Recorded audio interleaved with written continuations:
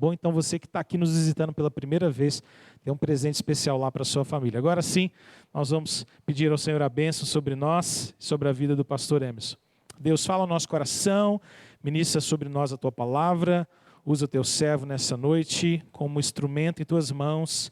Essa é a nossa oração, no nome precioso de Jesus. Amém.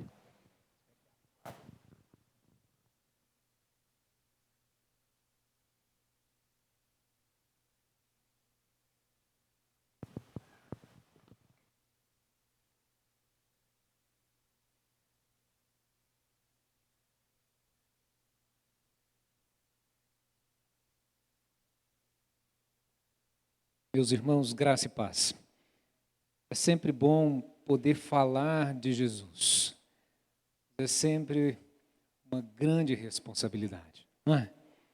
E hoje, de uma forma muito especial, nós estamos aqui nos reunindo, adorando este Deus tremendo que nos chama para o seu reino e sua graça.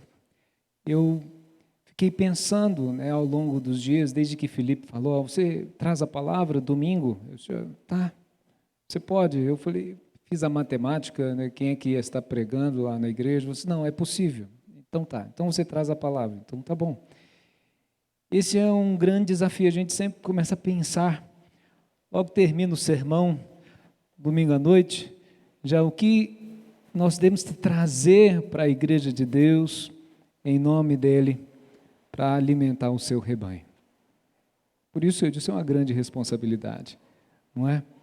Eu trago aqui o abraço forte lá de nossa igreja aos irmãos, que o Senhor realmente fale aos nossos corações nessa noite, e não existe essa palavra, mas um irmãozinho lá da igreja usa ela muito, uma cristoincidência, né? Quando o Felipe me enviou a liturgia, eu disse assim, que legal, é o texto que eu escolhi para a gente poder falar alguma coisa. Eu escolhi, se Deus estava colocando isso no meu coração, né? E eu creio que Ele tem mesmo essa palavra para a nossa vida nesta hora. Então eu queria convidar você a mais uma vez abrir a palavra do Senhor, deixar ela aberta aí em Efésios, e é justamente o capítulo 4. Nós vamos ler a uma só voz o versículo 1 deste capítulo, Efésios capítulo 4, verso 1.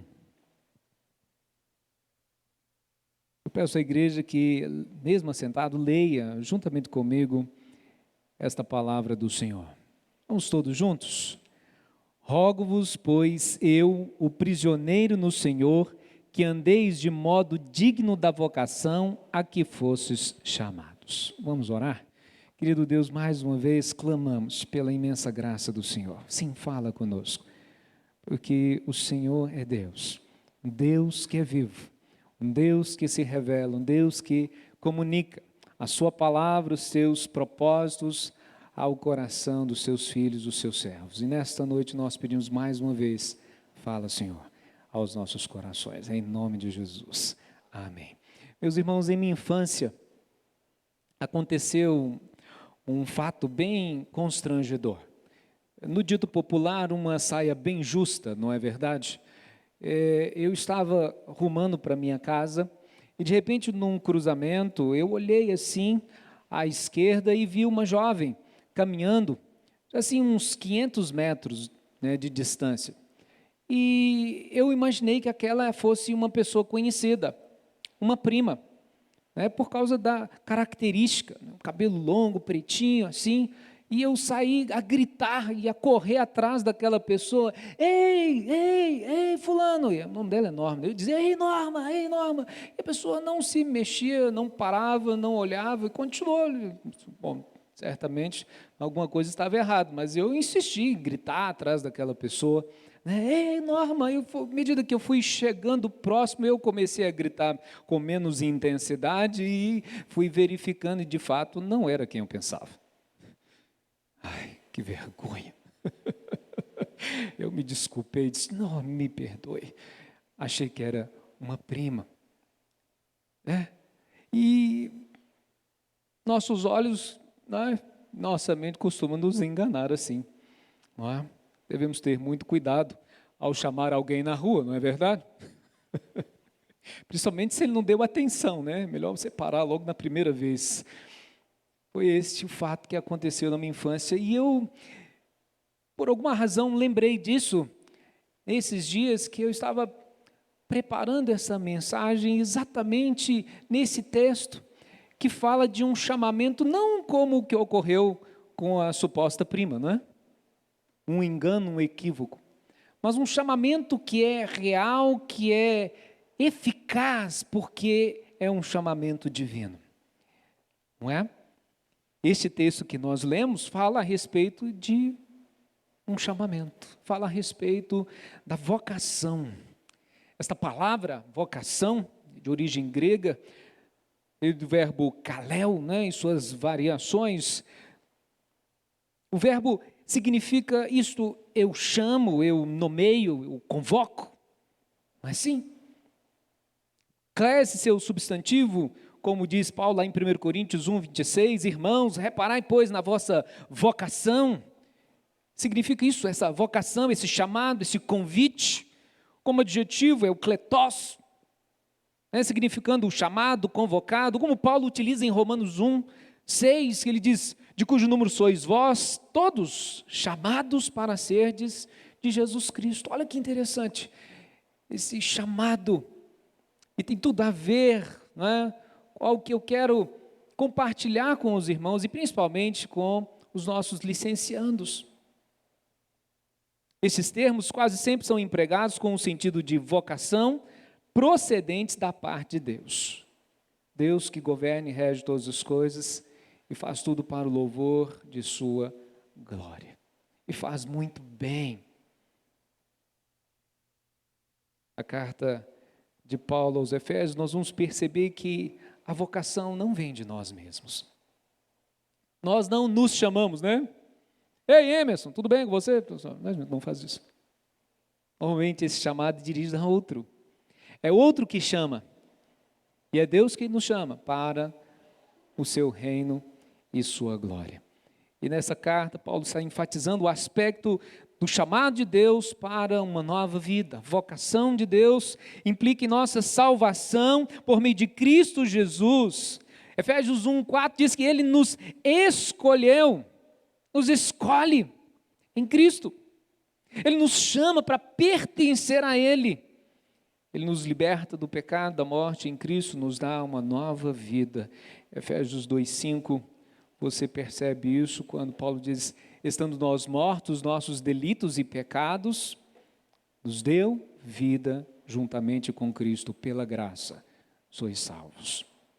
Deus nos chama para pertencer a Ele.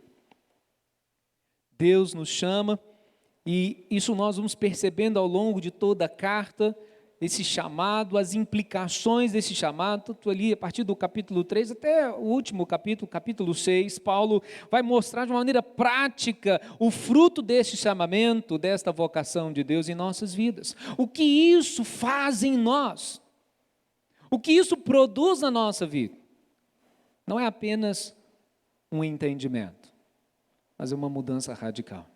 De fato, como ele externou em outra de suas cartas, em Cristo nós somos nova criação ou nova criatura. O chamado de Deus que nos une pela fé em Cristo, Ele nos faz seu povo, seu corpo, de quem a cabeça é Cristo. Efésios, lemos aqui, por mais uma vez, enfatizamos isso, 4:15. E eu gostaria então de, neste momento, compartilhar com os irmãos o tema seguinte: o chamado de Deus à nossa vida. O chamado de Deus. Esse chamado de acordo com 1 Timóteo 2:4, que mostra que Deus deseja que todos os homens cheguem ao pleno conhecimento da verdade. E João 8:32 revela-nos Jesus dizendo que a verdade nos libertará.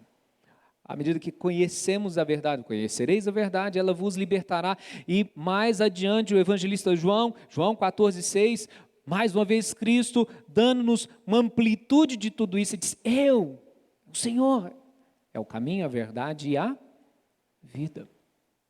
Ninguém pode ir ao Pai a não ser através dele, por meio dele. Isso é muito importante entendermos. Mas mais importante ainda que entendermos é como isso aplica-se ao meu viver. O que isso vai produzir na minha vida? Se Deus deseja que todos os homens cheguem ao conhecimento da verdade, isso significa que Ele nos chama para conhecê-lo. Mas não só isso, Ele também nos chama para torná-lo conhecido. E é isso que nós queremos caminhar nessa noite, né, nesse momento, compartilhando com os irmãos aqui que o Senhor colocou no meu coração para compartilhar com vocês.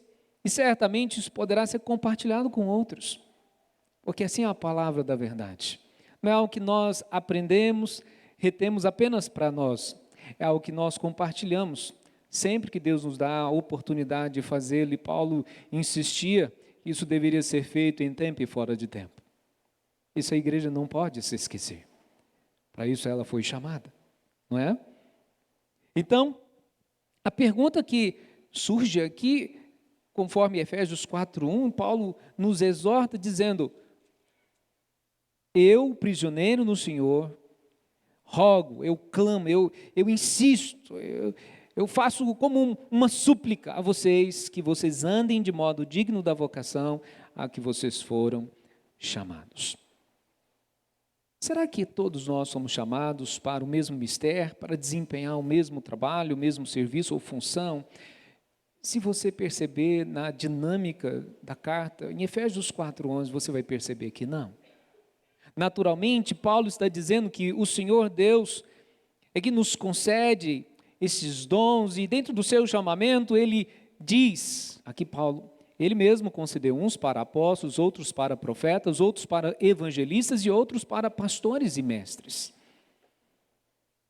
Então Deus nos chama, e todo aquele que Ele chama, chama com esta graça de nos promover, de nos conduzir numa nova vida, conhecendo a Ele e tornando Ele conhecido daqueles que ainda não o conhecem. Essa é a graça do Evangelho tão tremenda.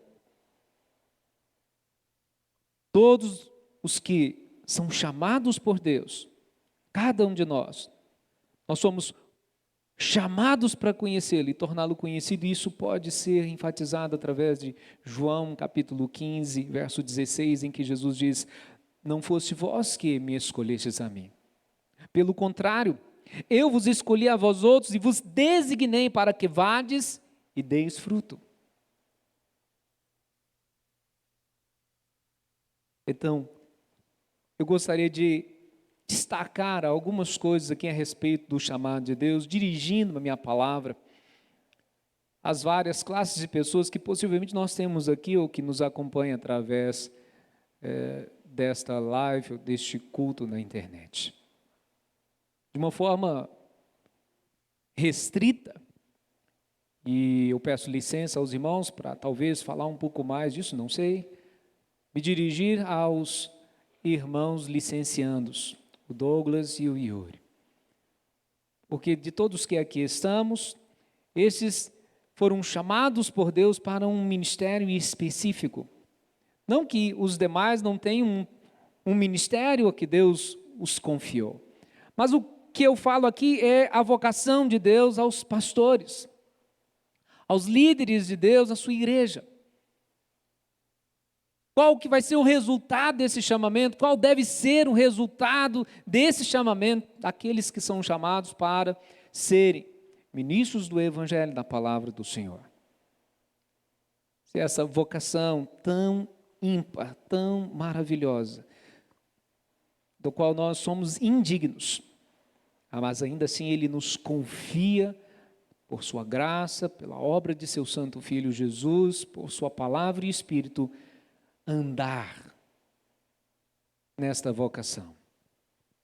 Alguns Deus chama a serem seus líderes. Paulo fala aqui, no verso 11, inclusive, do capítulo 4, vários nomes, os apóstolos, os evangelistas, os profetas, os mestres, os pastores. Nós entendemos que são bases desta igreja que está se formando através da mensagem de Cristo e foi pregada pelos seus apóstolos, com os quais ele caminhou por cerca de 3 anos. A igreja está fundamentada exatamente sobre esses pilares desse evangelho pregado por Cristo, seus apóstolos. E a igreja continua este mistério da pregação do Evangelho, falando desse chamado de Deus, dessa vocação de Deus. E tem chamados os homens para conhecê-lo. Mas o pastor precisa compreender algumas coisas de uma forma muito particular. Nós também somos ovelhas de seu pastoreio. Então, Douglas e Yuri, não se esqueçam de que vocês não são melhores ou maiores. Não é isso a distinção que Deus faz ao nos chamar. Em Cristo somos todos iguais. Somos filhos e servos do Deus vivo, chamados para amá-lo, para servi-lo, para conhecê-lo e torná-lo conhecido. E esta tarefa, e cabe ao pastor de uma forma mais ainda intensa. Cabe a vocês que, respondendo a esta vocação, respondendo a esse chamado, se debruçaram por longos anos neste treinamento de serem observados, acompanhados pelo conselho, pelos pastores da igreja, pela própria igreja, de serem encaminhados ao seminário pelo presbitério, serem acompanhados pelo presbitério através de suas comissões, nesses 4 anos, de estarem ali recebendo instrução para se tornar um presbítero docente, aquele que cabe, tem a responsabilidade de ensino, mais do que os outros. Não que os outros não tenham a responsabilidade de ensinar, mas cabe a você, que recebeu esse chamamento, que recebeu as instruções, as ferramentas necessárias para conduzir a igreja do Senhor. É interessante entender isso porque nós somos líderes da igreja de Cristo e não donos de sua igreja. Não há em nenhum lugar das Escrituras, você poderá lê-la de capa a capa, você não vai encontrar que os apóstolos eram donos da igreja. Que a igreja era do apóstolo Pedro, do apóstolo João, do discípulo tal e... Não. A igreja é de Cristo. Cristo é seu cabeça. Ele chama alguns homens para liderar o seu rebanho, e isso é uma grande responsabilidade. Paulo foi um grande líder na igreja. Foi um grande pastor, nesse sentido, um grande evangelista, um grande homem que fez discípulos. Mas o que ele fez foi em resposta ao seu chamamento, por compreender o seu chamado, e você precisa compreender o seu chamado.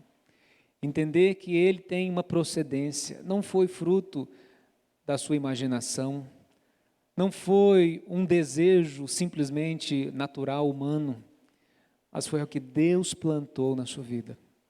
Você tem que ter essa consciência. E tendo essa consciência, você precisa se sujeitar a Deus em todas as coisas e ser chamado por Deus para liderar a sua igreja. Requer de nós, pastores, uma consciência ainda mais aguçada, real, de que nós dependemos ainda mais do Senhor. Não que os demais também não dependam, não é isso que eu estou dizendo. Mas quando nós temos não só o privilégio, mas a responsabilidade de liderar a igreja do Senhor, de conduzir o rebanho do Senhor, de ensinar as pessoas a respeito do Senhor, nós temos que lembrar. Douglas e Yuri, isso eu estou falando para mim, eu preciso me lembrar disso, não é, pastores? Nós precisamos nos lembrar de que mais ainda dependemos de Deus para tudo. O Senhor Jesus diz em João 15, sem mim nada podeis fazer. Isso é nada mesmo. Irmãos, nossas habilidades não terão nenhum valor se nós não estivermos sujeitos a Deus, sua soberana vontade. Se nós não nos humilharmos na sua poderosa presença, se nós não buscarmos realmente a sua diretriz, se nós não ansiarmos e debruçarmos para realmente ouvir da sua palavra. Não adianta saber fazer um sermão, produzir uma mensagem, transmiti-la. Não são belas palavras, palavras bem colocadas, não é apenas isso que vai fazer com que aquilo que está sendo transmitido seja exatamente o que Deus quer. Mas é antes disso, isso tudo é importante, mas é a gente poder estar na plena dependência de Deus, para poder, ao abrir de nossa boca, falar daquilo que é o coração de Deus, aquilo que Ele tem para cada vida, em cada momento, em cada circunstância. Isso pode se dar num púlpito como este, pode se dar numa grande cidade, pode se dar numa cidade pequena no interior, pode se dar numa família, né, numa visita, pode acontecer num encontro casual, na padaria, na praça, na rua, em qualquer lugar. Para qualquer um de nós, mas para o pastor, maior é a responsabilidade quando abre a sua boca e fala em nome do Senhor que o chamou. Paulo fala disso de uma outra maneira quando ele diz do soldado que se apresenta, que é arregimentado para a guerra. Ele não está ali para fazer a sua guerra, lutar, travar a sua guerra. A guerra não é dele. Ele está ali para fazer as suas estratégias, o seu projeto, o seu plano. Não, ele está ali para obedecer às ordens daquele que o arregimentou. Assim é a nossa vida. É assim que vocês e cada um de nós, como líderes da igreja, precisa estar se preparando todo dia. É na dependência do Senhor, é realmente regando nossa vida com oração. O pastor, irmãos, é alguém que ora pela igreja, precisa muito da oração da igreja. Se isso não fosse verdade, o próprio apóstolo não pediria à igreja que rogasse a Deus por ele, em momentos específicos e para tarefas específicas, principalmente para que ele continuasse sendo zeloso na pregação do Evangelho, para que outros pudessem conhecer a Cristo. Essa é a tarefa da igreja, né, pregar o Evangelho, mas cabe ao pastor, na condução desta igreja, ensinar esta igreja esse genuíno Evangelho, conduzir esta igreja, que é a igreja de Cristo, no Evangelho verdadeiro, que muda, que transforma a vida dos seguidores, daqueles vocacionados, os chamados por Deus em Cristo Jesus. A nossa pregação precisa estar na plena dependência do Senhor, né, regada de oração, de estudo, de preparo, mas de plena dependência para que ela possa produzir o efeito que Deus quer na vida de todo ouvinte. Então não confie apenas no que você aprendeu. Não confie apenas nas habilidades humanas. Não confie apenas no que você pode produzir, mas confie absoluto em tudo que Deus pode fazer através de vocês.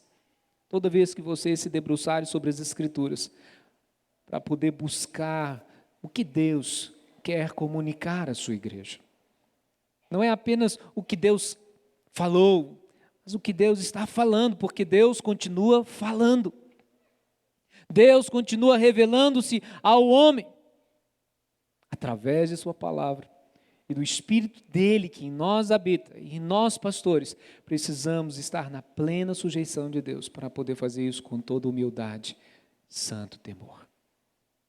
Jamais pense de si mesmos além do que convém. Isso é uma instrução da palavra, né? Isso funciona bem para nós, porque nós somos colocados numa função, não é um cargo, é um encargo, na verdade, é uma maneira de servir àquele que nos chama. Então, Douglas e Yuri, sirva o Senhor com toda a força do vosso coração, fazendo exatamente aquilo pelo qual Ele lhe chamou fazer, sendo líder da igreja, pregando a palavra. Aliás, Paulo fala isso a um dos seus discípulos. Ele diz lá em Timóteo, capítulo 4:2, Timóteo, prega a palavra.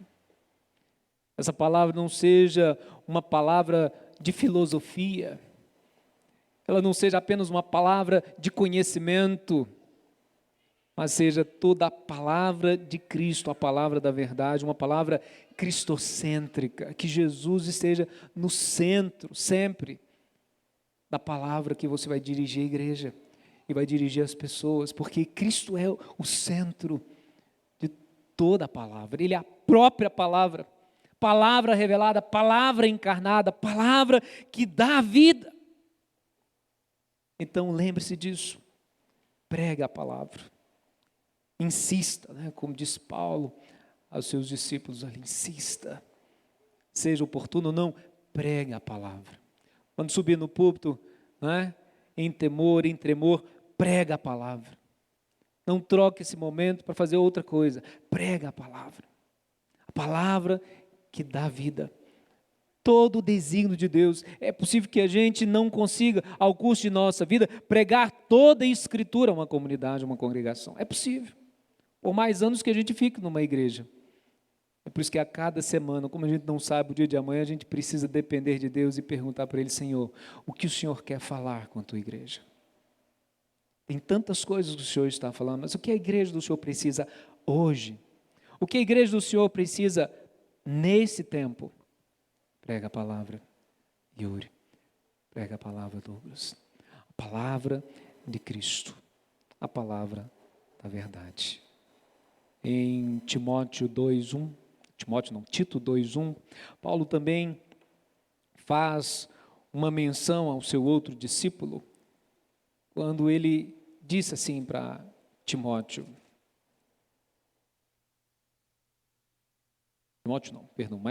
Tito: tu, porém, fala o que convém à sã doutrina.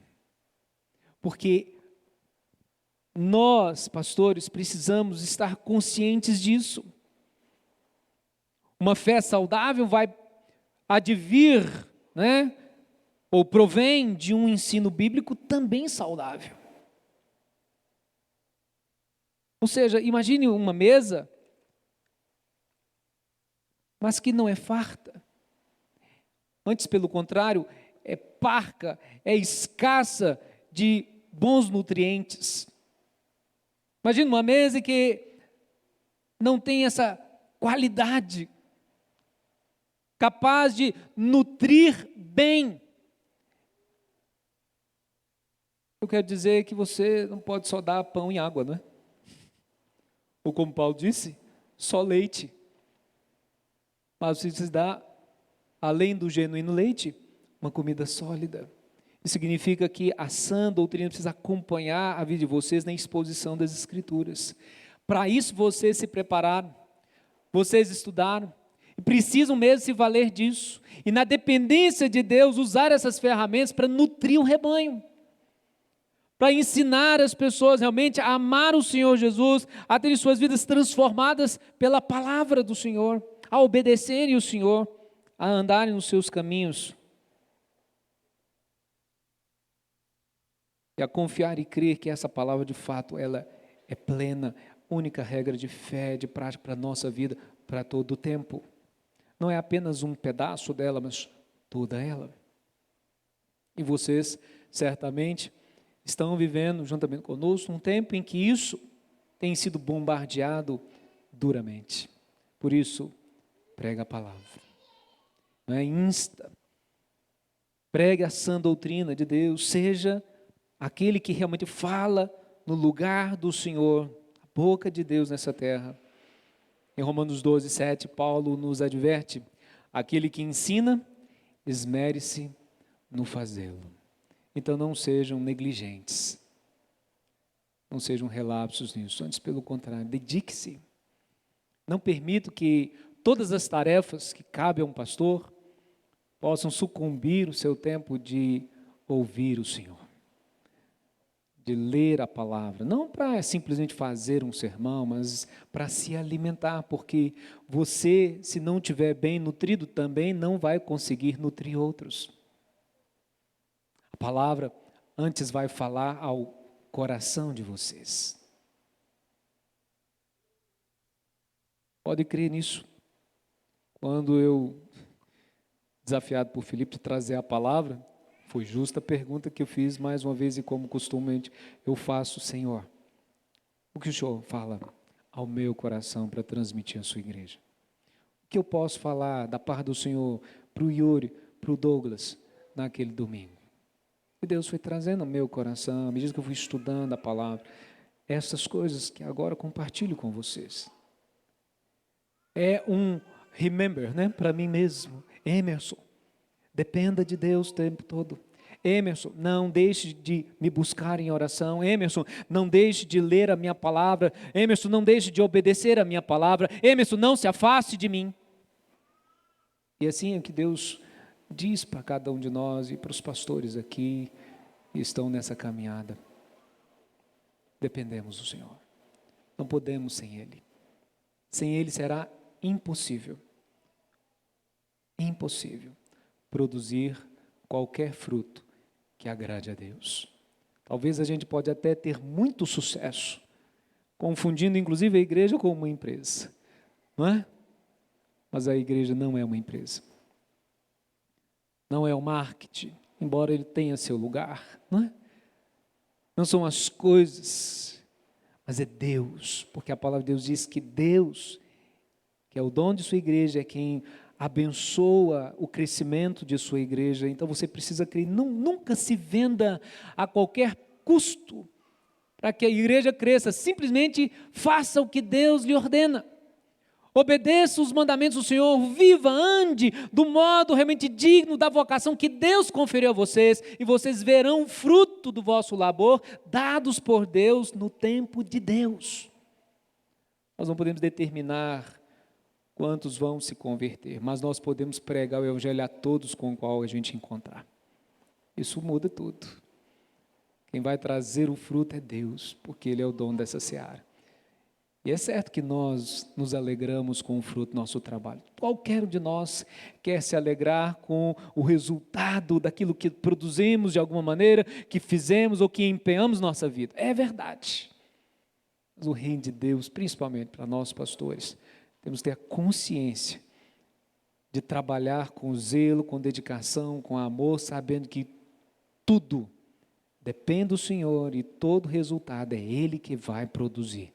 Nós não vamos jamais, nos ancorar, descansar e fazer disso uma desculpa. Por isso eu disse, para todo que você encontrar, fale o Evangelho, fale do amor de Deus, pregue o Evangelho, ensine, insista. Seja um semeador, seja um pregador, de boas novas, sim, todo o tempo, crendo que Deus fará com que cada fruto vá para cada lugar em específico. Eu costumo falar muito na nossa igreja: irmãos, pregue o Evangelho sempre, não se preocupe em trazer A ou B aqui para a igreja, leve ele para Cristo, e Cristo vai levar ele para a igreja que Ele quiser. É a nossa tarefa. É lógico que a gente faz um lobbyzinho, a gente faz até uma apresentação da nossa igreja. É uma boa igreja, tá? Se você está procurando uma igreja, igreja presbiteriana, mas não é isso. A gente ensina a pessoa a buscar Deus, juntamente com o povo que busca o Senhor, está servindo o Senhor de uma forma que agrada o Senhor. Lugar onde a pregação da palavra de Deus é genuína, onde se busca a Deus não por interesse dessas coisas, com o olhar nessa terra, mas com o olhar na glória, no céu. Porque nós somos aqui peregrinos, E nós pastores não somos diferentes. A gente precisa ter essa consciência de pregar realmente a palavra de Deus, de ter cuidado com algumas coisas também, Yuri e Douglas. Ter cuidado com os elogios, ter cuidado com as vaidades, ter cuidado com as barras que tem por aí, a barra do ouro, a barra da saia, o São João da Barra, nada disso pode e se deve estar sequer próximo de nós. Não é à toa que a Bíblia nos exorta que a gente ande em vigilância, ande na perseverança, Não é à toa que o Senhor nos ensina na sua palavra, o Senhor nas tentações nos ajude. Não podemos confiar na nossa carne. Paulo diz, se a gente pudesse confiar na carne, eu ia poder mais do que os outros, por causa de tudo que ele era, que ele tinha, não podemos fiar, confiar em nós mesmos. Por isso a gente precisa se sujeitar ao Senhor. Não buscar a nossa glória, mas buscar a glória de Deus e de Cristo. Não buscar os nossos próprios interesses, porque é assim que Paulo também orienta, os seus discípulos, jovens pastores, dizem, olha, você permanece naquilo que você aprendeu, naquilo que você foi inteirado desde a infância, Pedro vai dizer de uma forma muito interessante, lá na sua epístola, capítulo 2, me parece, deixa eu só encontrar aqui, 2 não, 5, 1 Pedro 5, Pedro dizendo para os presbíteros como ele, né, os pastores, dizem: eu também rogo aos presbíteros que há entre vós, eu presbítero como eles, a testemunha dos sofrimentos de Cristo, e ainda coparticipante da glória que há de ser revelada, pastoreai o rebanho de Deus que há entre vós, não por constrangimento, mas espontaneamente. É assim que Deus quer. Não por sorte da ganância, mas de boa vontade. Não como dominadores do que vos foram confiados, antes vocês sejam modelos do rebanho, exemplo. Lembre-se disso. Aqui ou em qualquer outro lugar, você é um líder na igreja de Deus, modelo na igreja de Deus. Então, por isso que é uma grande responsabilidade, não só um privilégio. Ele ainda diz assim, né? Logo que o Supremo Pastor se manifestar, vocês receberão a inacessível coroa da glória. Por isso, Douglas e Yuri, sejam zelosos no pastoreio da igreja. Sejam dependentes de Deus, sejam sadios na fé, pregue a palavra com toda a força, vosso coração, com toda a razão, com toda a vida. Aliás, permita que a palavra que vocês preguem sempre seja antes uma palavra experimentada, seja algo que vocês estão vivendo. E se vocês não estão vivendo, procure praticá-la, para que a palavra que vocês estejam dizendo para a igreja seja algo que faz parte da sua vida, é o modo de viver.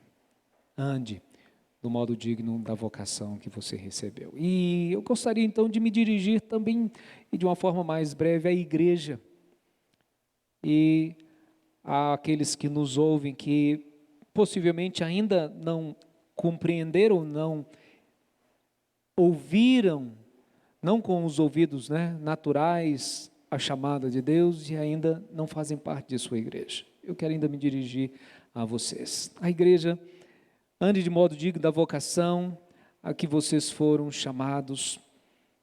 Efésios também fala a respeito desta vida de uma forma prática. Paulo vai chamar a nossa atenção, e evidentemente isso não serve apenas aos líderes, mas serve a todos nós, corpo de Cristo, igreja de Cristo Jesus, que o modo digno de andar, servindo a Cristo e a Deus, é um modo separado, ou seja, uma novidade de vida, uma vida santa. Esta vida santa é uma vida oposta à dissolução, à impureza, a toda sorte de pecado e de morte, porque a morte, o pecado, é que nos separa de Deus, mas Deus em Cristo propõe-nos a reconciliação. Ele propõe-nos uma nova vida, uma vida de santidade. A gente percebe isso quando Paulo vai falar algumas coisas, como por exemplo, verso 25, a igreja precisa ser um corpo que fala a verdade. Não é? Fala a verdade. Cada um ao outro deixa a mentira, fala a verdade com o seu próximo. Por que isso? Porque somos membros de um só corpo, que é Cristo, sua igreja. Se Cristo é a verdade, se Ele é a luz, então naturalmente o seu corpo, cada um de nós, que forma o seu corpo, a igreja, precisamos andar na verdade, andar na luz, andar em amor, e é em amor que nós vamos realmente conseguir vencer essas coisas, o próprio pecado. Paulo chega a dizer assim que o bem que ele queria, às vezes ele não fazia, não é? Mas o mal que ele detestava estava sempre diante dele. Assim nossa luta contra o pecado, mas ele também disse que o pecado não tem mais domínio sobre nós, por isso não há desculpa, irmãos, de viver uma vida constantemente caída. Muito pelo contrário. Se nós temos conhecido o nosso Senhor, a palavra de Deus nos instrui, nos adverte, lá em 1 de João, se nós dissemos que nós o amamos, nós andamos como Ele andou. E não há condição de dizer que nós o conhecemos, que nós o amamos e viver na prática do pecado.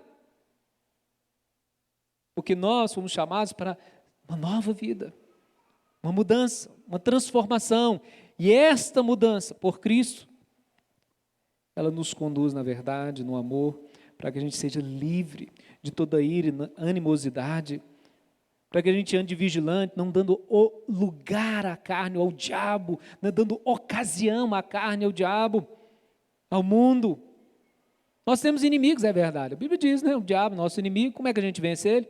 É sujeitando-se a Deus. Ele vai fugir de nós, né? Então, em obediência ao Senhor, em obediência à palavra, o diabo vai ter que ir embora. Não vai ficar perto da gente, não. Pode se aproximar, mas a gente está ali obedecendo, está ali seguindo o Senhor, e a gente vai poder resisti-lo. Ele vai embora. O mundo, como é que a gente resolve o problema do mundo? É amando a Deus, diz 1 de João. Não ameis o mundo, nem as coisas que há no mundo, porque aquele que ama o mundo, o amor do Pai não está nele. Então, igreja, nós somos chamados para amar o Senhor, e é assim que a gente vence o mundo, as vaidades desse mundo, as concupiscências desse mundo, os enganos desse mundo. Esse mundo é muito colorido, né? Muito cheio de luz e som. Esse mundo tem muitas vozes, mas não é a voz da verdade. São as vozes do engano, da corrupção, da vaidade. Não é? E nós não podemos seguir esse caminho. Fomos chamados para seguir a Cristo. E fomos chamados para viver, né, uma vida que a gente vence o que para mim é o pior inimigo, que está dentro de nós mesmos, que é a própria carne. Tanto que a instrução da Bíblia, para a gente vencer a carne, é não dar ocasião para a carne, não é? A Bíblia diz assim, ó, você quer vencer a carne? Fuja da aparência do mal. Não é? Fugir da impureza, fugir da imoralidade, fugir, por quê? Meus irmãos, tem muita gente boa entrando no abismo, porque não dá atenção à instrução da palavra, a palavra é muito clara. Por isso, cuidado, não confie em você mesmo, cuidado com as conversinhas do WhatsApp, cuidado com o seu Facebook, cuidado com a sua rede social, cuidado.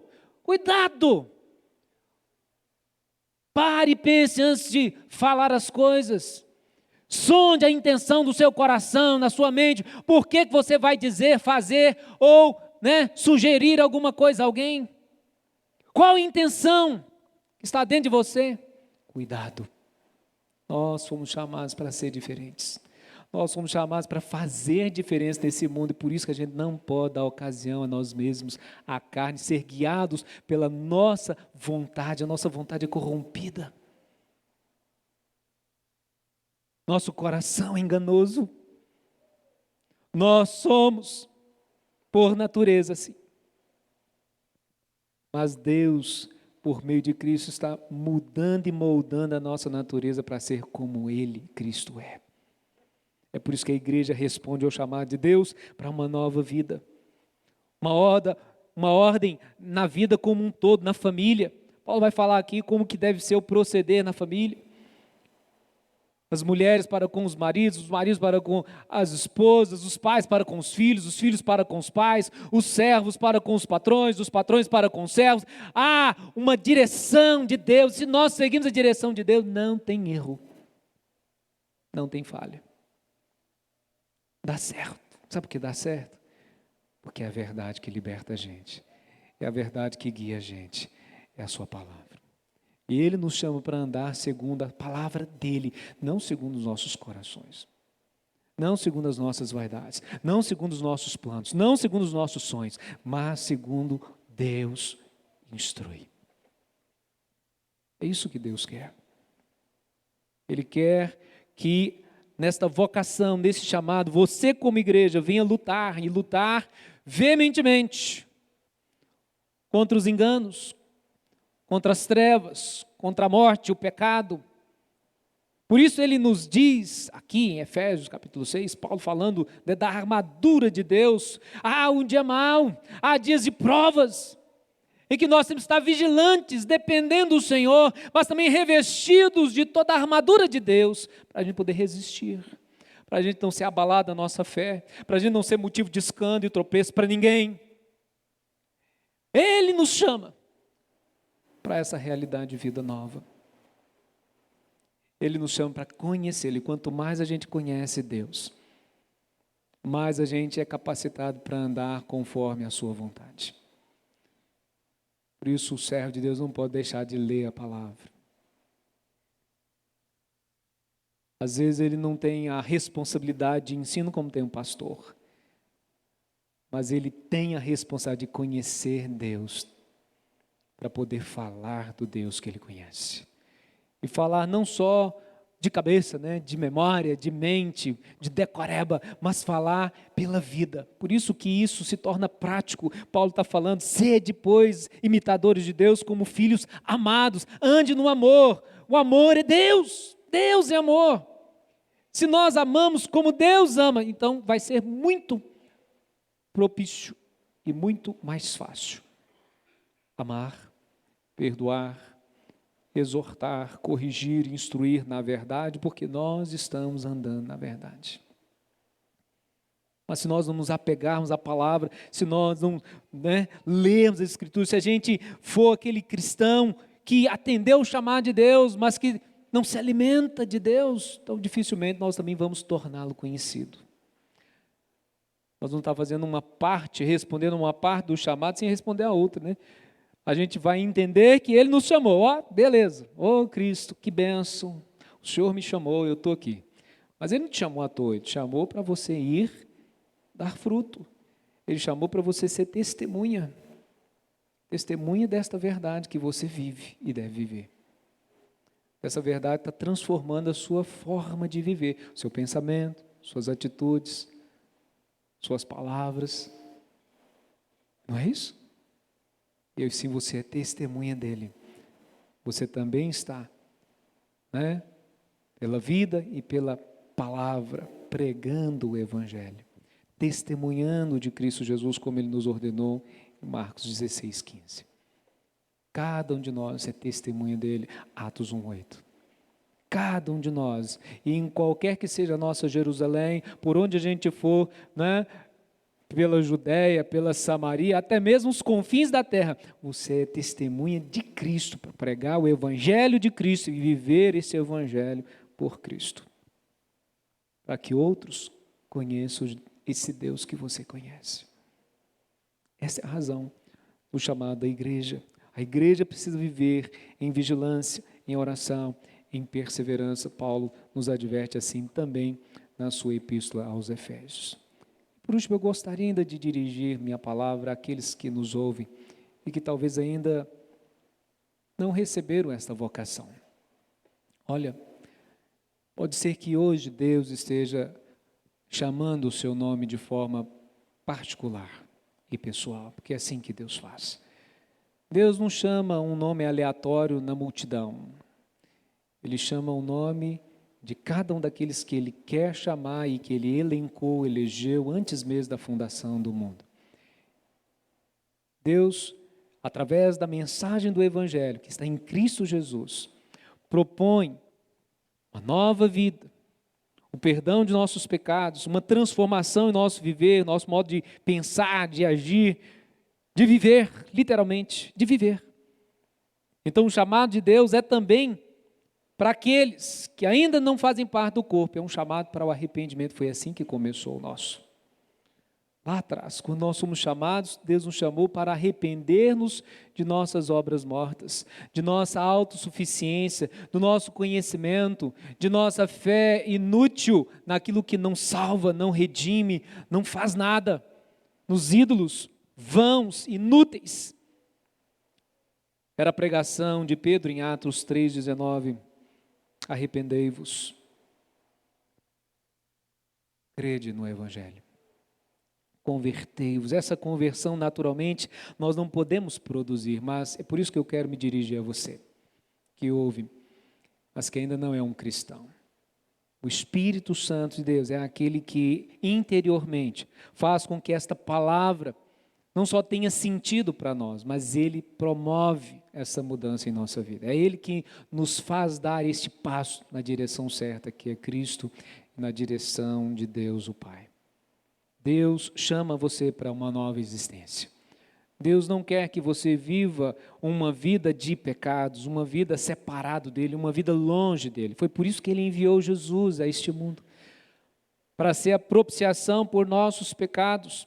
E muitos têm ouvido a palavra do Evangelho, porque é através da pregação do Evangelho, principalmente, Deus até pode fazer de um jeito diferente, como fez com o próprio apóstolo. Não foi ninguém que foi lá pregar o Evangelho para o apóstolo, o próprio Cristo revelou-se a ele. Mas não espere que Deus faça isso de uma forma extraordinária, embora Ele possa fazer, apenas esteja sensível quando você ouvir a voz do Senhor, porque essa é a instrução da palavra, se você ouvir hoje a voz do Senhor, não endureça o vosso coração.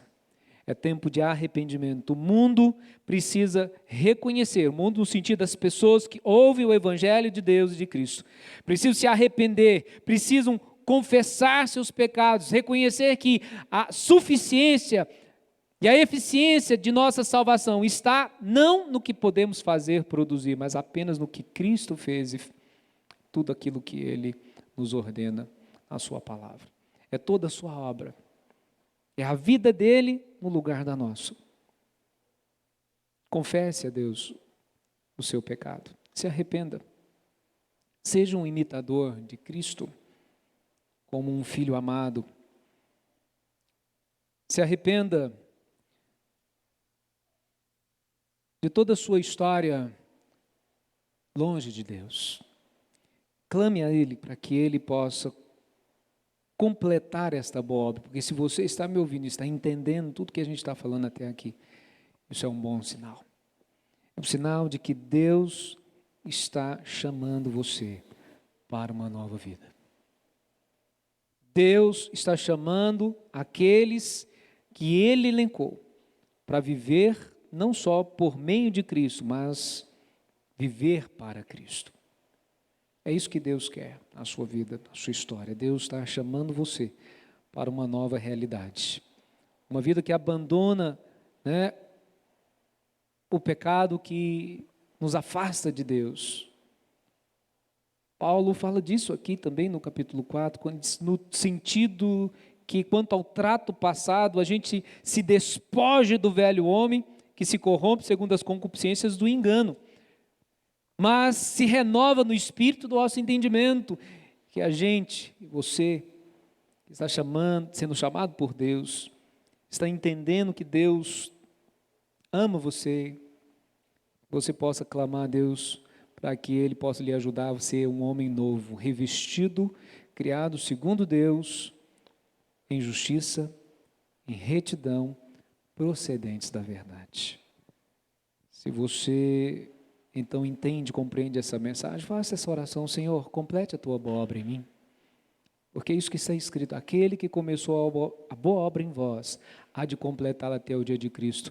Mas talvez você não consiga fazer isso sozinho. Procure alguém que você conhece, é um bom cristão, alguém que você admira pelo exemplo, pela vida dedicada a Deus. Converse com ele, peça a ele para lhe ajudar nesses primeiros passos. Procure uma igreja, porque Deus não chama a gente para ser um pedaço do corpo solto, um membro do corpo solto. Se nós tirarmos a parte do nosso dedo e deixarmos fora do corpo, aquela parte morre. Ele nos chama para estar presentes no corpo dele, que é a igreja, e ser guiados por Cristo, que é a cabeça. Ele quer fazer isso na sua vida. Deus lhe chama pessoalmente, e Ele está chamando, não é aqui, no seu ouvidinho natural, não, é aqui, na sua alma. Deus, por seu Espírito, nos convence do pecado, da justiça, do juízo, para que a gente, se arrependendo, por sua graça, a gente seja salvo e coloque apenas em Cristo Jesus toda a nossa confiança, a fé em Cristo Jesus. Deus lhe chama porque Ele lhe conhece, Ele é teu Criador. Mas se Ele está lhe chamando é porque Ele quer fazer de você um filho dEle, um servo dEle. E diferente de mim, que desesperado saiu gritando atrás de alguém, imaginando que era a pessoa, Deus não erra quando chama você. Deus não se engana. Deus não passa nenhum constrangimento ao chamar quem quer que seja, porque Ele sabe, Ele é Deus, sabe o que está fazendo. Vamos orar? Senhor, o Senhor nos chamou. Nosso coração se alegra porque o Senhor fez isso. O Senhor nos chama para uma nova realidade de vida, para a gente andar de um modo digno desse chamamento. E nós estamos aqui hoje reconhecendo que realmente não podemos fazer isso sem a Tua graça. Não podemos fazer isso sem que o Senhor antes realmente nos chame pelo nome, de forma pessoal e eficaz, como só o Senhor pode fazer. Nós não podemos fazer isso sem o Senhor agir por Teu Espírito, aplicando a palavra e a obra redentiva de Cristo ao nosso viver. Nós não podemos, Senhor, fazer isso, andar de modo digno, se não formos assim chamados por Ti. Mas nós estamos reconhecendo que nós realmente precisamos plenamente do Senhor para viver do modo do Senhor. Por isso, ajuda-nos. Ajuda aquele que nos ouve hoje, que ouve a Tua voz, talvez pela primeira vez.